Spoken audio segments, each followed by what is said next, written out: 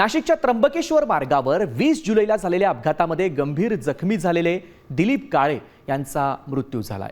24 दिवसांपासून त्यांच्यावर उपचार सुरू होते। अपघातामध्ये त्यांच्या डोक्याला आणि छातीला गंभीर दुखापत झाली होती। मात्र हा अपघात खराब रस्त्यांमुळे झाला की इतर काही कारणांमुळे याबाबत महापालिका आणि पोलीस प्रशासनाकडून कसून तपास सुरू आहे। तर दुसरीकडे मृत दिलीप काळे यांच्या कुटुंबियांनी हा अपघात खड्ड्यांमुळे झाल्याचा आरोप केला आहे। रोड क्रॉस करता आम्ही साईडला उभे होतो, ते मध्येच शिरले होते, रोड क्रॉस करत होते आणि दोन्ही बाजूचे वळण ते चुकवत होते।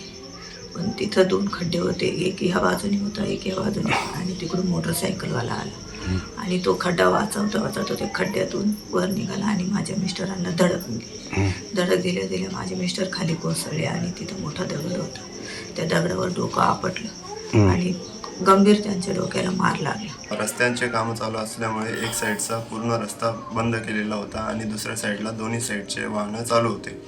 तर तिथे मोठमोठे खड्डे होते त्या रस्त्यामध्ये।